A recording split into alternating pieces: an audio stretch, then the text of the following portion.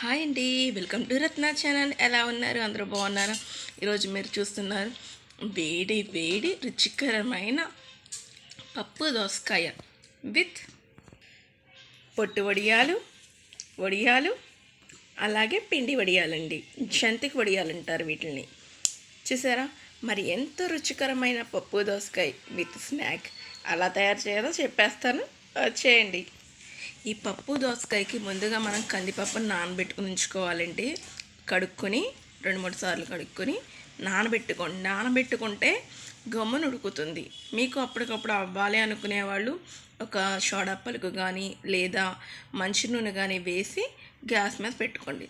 ఈ పప్పులో మనము పచ్చిమిర్చి అలాగే చిన్న ఉల్లిపాయ ముక్క కూడా కోసుకుని వేసుకోవాలండి.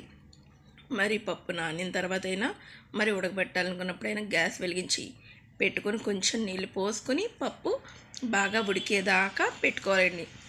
బాగా మెత్తగా అయిపోకూడదు, అలాగని గట్టిగానే ఉండకూడదు. పప్పు ఉడకాలి. ఈలోగా మనం దోసకాయని తొక్క తీసుకొని గింజలు కూడా తీసేసి చిన్ని ముక్కల కింద కట్ చేసుకొని పెట్టుకోవాలండి. కొంచెం చింతపండుని కూడా మనము పులుసు కింద పిసుక్కుని పక్కన పెట్టుకోవాలి. ఎంతో కాదండి, కొంచెం చీమంత అంటాం కదా మనము, అలాగ చిన్నగా పిసుక్కొని పక్కన పెట్టుకోండి. ఇప్పుడు కందిపప్పు బాగా ఉడికిపోయాక అందులో మనము దోసకాయ ముక్కలు వేసుకుని కొంచెం నీళ్లు పోసుకొని పసుపు వేసుకుని మనం ఉడికించుకోవాలండి.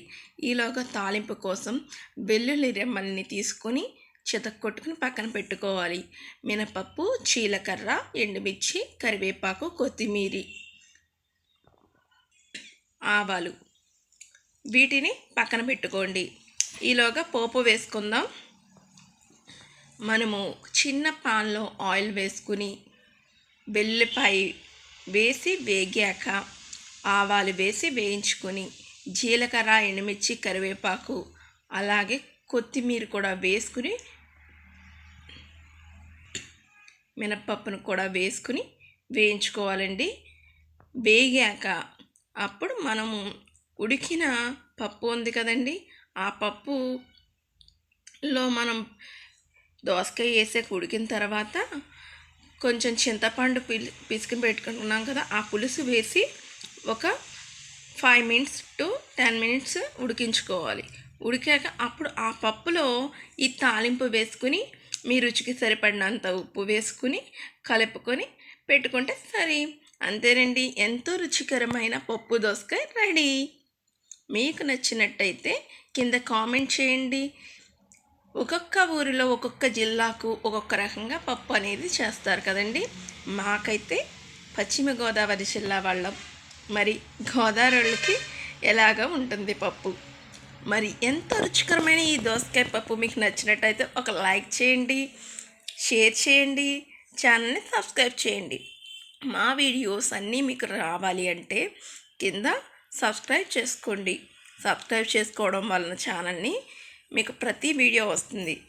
అలాగే ఈ పొట్టు వడియాలు అలాగే అప్పడాలు, జంతిక పిండి వడియాలు ఎంతో రుచికరంగా ఉంటాయండి.